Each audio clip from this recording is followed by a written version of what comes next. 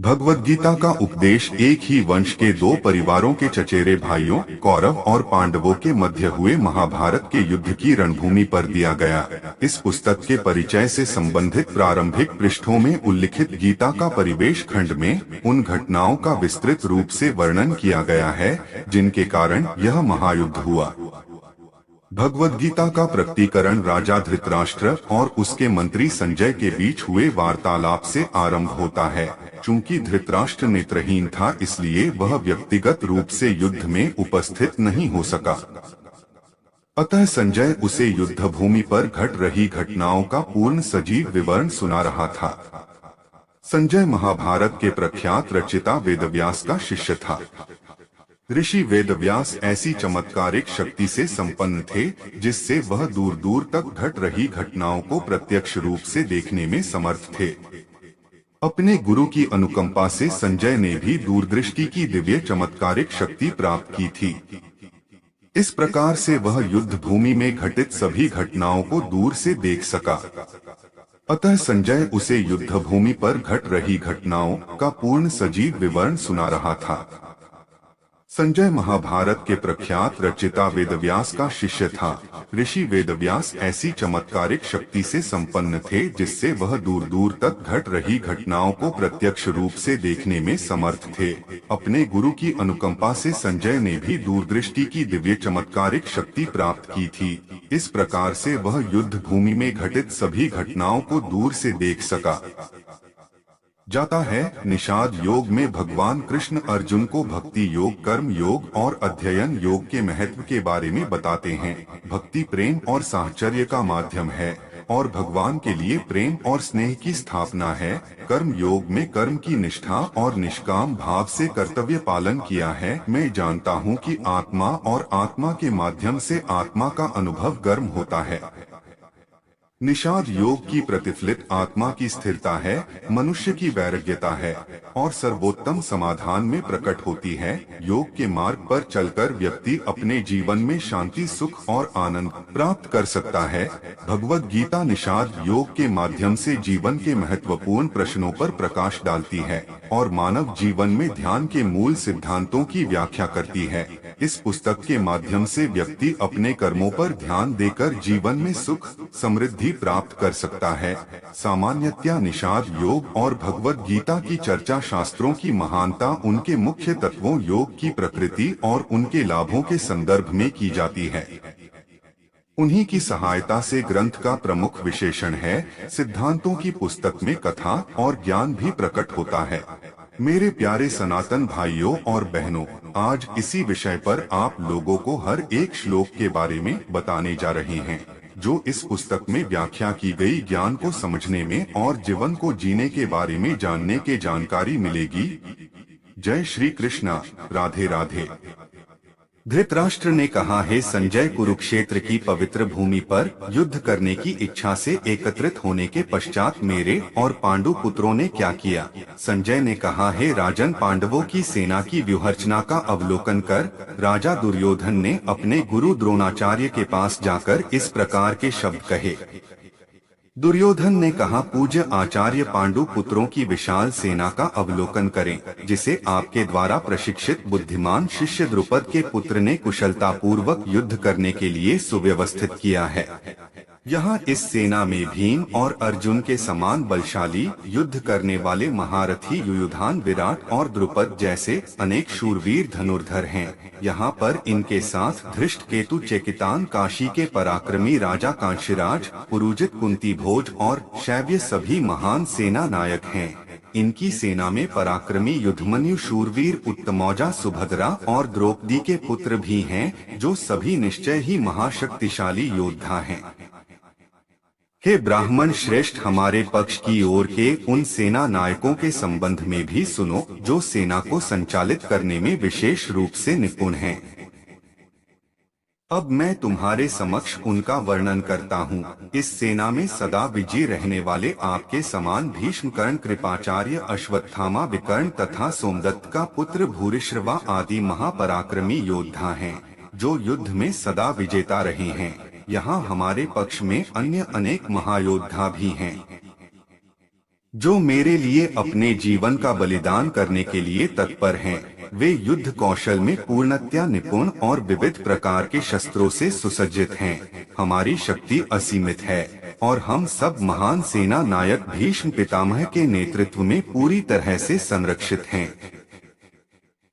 अतः मैं कौरव सेना के सभी योद्धागणों से भी आग्रह करता हूँ कि सब अपने मोर्चे पर अडिग रहते हुए भीष्म पितामह की पूरी सहायता करें। तत्पश्चात कुरुवंश के वयोवृद्ध परम यशस्वी महायोद्धा एवं वृद्ध भीष्म पितामह ने सिंह गर्जना जैसी ध्वनि करने वाले अपने शंख को उच्च स्वर से बजाया, जिसे सुनकर दुर्योधन हर्षित हुआ। इसके पश्चात शंख, नगाड़े, बिगुल, तुरही तथा सींग अचानक एक साथ बजने लगे। उनका संवेद स्वर अत्यंत भयंकर था। तत्पश्चात पांडवों की सेना के बीच श्वेत अश्वों द्वारा खींचे जाने वाले भव्य रथ पर आसीन माधव और अर्जुन ने अपने अपने दिव्य शंख बजाए। ऋषिकेश भगवान कृष्ण ने अपना पांजन्य शंख बजाया। अर्जुन ने देवदत्त शंख तथा अतिभोजी एवं अति दुष्कर कार्य करने वाले भीम ने पौंडू नामक भीषण शंख बजाया। हे पृथ्वीपति राजन, राजा युधिष्ठिर ने अपना अनंत विजय नाम का शंख बजाया तथा नकुल और सहदेव ने सुघोष एवं मणिपुष्पक नामक शंख बजाए।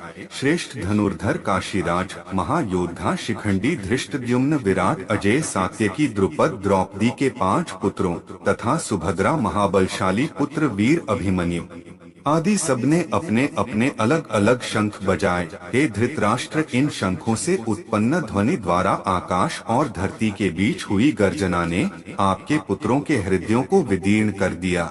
उस समय हनुमान के चिन्ह की ध्वजा लगे रथ पर आसीन पांडु पुत्र अर्जुन अपना धनुष उठाकर बाण चलाने के लिए उद्यत दिखाई दिया।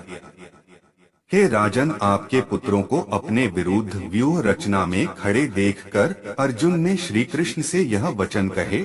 अर्जुन ने कहा, हे अच्युत, मेरा रथ दोनों सेनाओं के बीच खड़ा करने की कृपा करें, ताकि मैं यहाँ एकत्रित युद्ध करने की इच्छा रखने वाले योद्धाओं जिनके साथ मुझे इस महासंग्राम में युद्ध करना है, उनको देख सकूं। मैं उन लोगों को देखने का इच्छुक हूँ जो यहाँ पर धृतराष्ट्र के दुष्चरित्र पुत्रों को प्रसन्न करने की इच्छा से युद्ध लड़ने के लिए एकत्रित हुए हैं।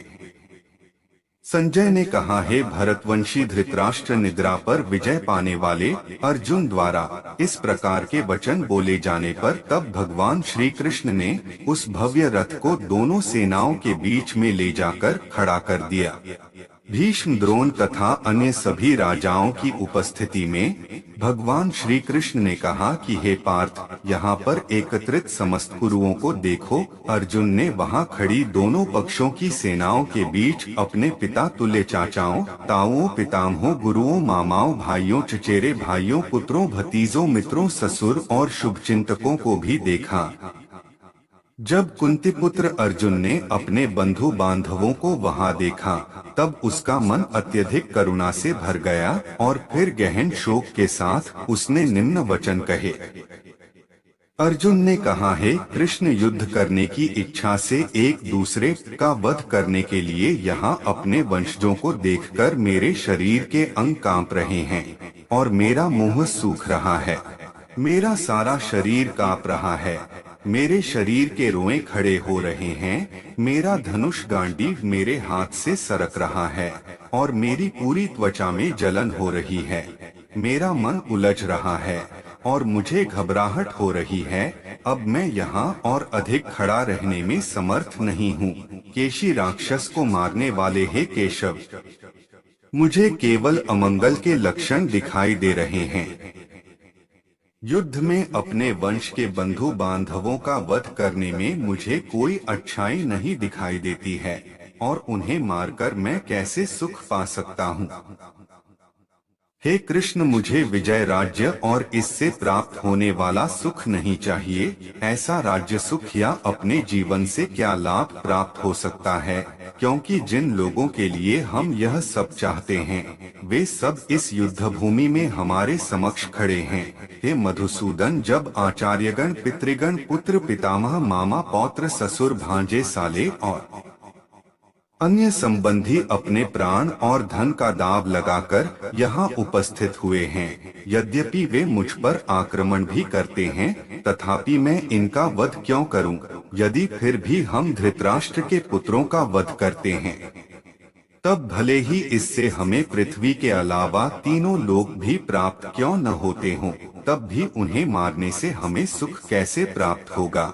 हे समस्त जीवों के पालक, धृतराष्ट्र के पुत्रों का वध करके हमें क्या सुख प्राप्त होगा? यद्यपि वे सब अत्याचारी हैं, फिर भी यदि हम उनका वध करते हैं, तब निश्चय ही उन्हें मारने का हमें पाप लगेगा। इसलिए अपने चचेरे भाइयों धृतराष्ट्र के पुत्रों और मित्रों सहित अपने स्वजनों का वध करना हमारे लिए किसी भी दृष्टि से उचित नहीं है। हे माधव, इस प्रकार अपने वंशजों का वध कर हम सुख की आशा कैसे कर सकते हैं? यद्यपि लोभ से अभिभूत विचारधारा के कारण वे अपने स्वजनों के विनाश या प्रतिशोध के कारण और अपने मित्रों के साथ विश्वासघात करने में कोई दोष नहीं देखते हैं, तथापि हे जनार्दन, जब हमें स्पष्टतः अपने बंधु बांधवों का वध करने में अपराध दिखाई देता है, तब हम ऐसे पापमय कर्म से क्यों न दूर रहें? जब कुल का नाश हो जाता है, तब इसकी कुल परंपराएं भी नष्ट हो जाती हैं और कुल के शेष परिवार अधर्म में प्रवृत्त होने लगते हैं। धर्म की प्रबलता के साथ हे कृष्ण, कुल की स्त्रियां दूषित हो जाती हैं और स्त्रियों के दुराचारिणी होने से हे वृष्णिवंशी अवांछित संतानें जन्म लेती हैं। अवांछित संतानों की वृद्धि के परिणाम स्वरूप निश्चय ही परिवार और पारिवारिक परंपरा का विनाश करने वालों का जीवन नारकीय बन जाता है। जल तथा पिंडदान की क्रियाओं से वंचित हो जाने के कारण ऐसे पतित कुलों के पितरों का भी पतन हो जाता है। अपने दुष्कर्मों से कुल परंपरा का विनाश करने वाले दुराचारियों के कारण समाज में अवांछित संतानों की वृद्धि होती है और विविध प्रकार की सामुदायिक और परिवार कल्याण की गतिविधियों का भी विनाश हो जाता है। हे जनार्दन, मैंने गुरुजनों से सुना है कि जो लोग कुल परंपराओं का विनाश करते हैं, वे अनिश्चित काल के लिए नरक में डाल दिए जाते हैं। ओह, कितने आश्चर्य की बात है कि हम मानसिक रूप से इस महापापजन्य कर्म करने के लिए उद्यत हैं। राज सुख भोगने की इच्छा के प्रयोजन से हम अपने वंशजों का वध करना चाहते हैं। यदि धृतराष्ट्र के शस्त्र युक्त पुत्र मुझ निहत्थे को रणभूमि में प्रतिरोध किए बिना भी मार देते हैं, तब यह मेरे लिए श्रेयस्कर होगा। संजय ने कहा। इस प्रकार यह कहकर अर्जुन ने अपना धनुष और बाणों को एक ओर रख दिया और शोकाकुल चित्त से अपने रथ के आसन पर बैठ गया। उसका मन व्यथा और दुख से भर गया।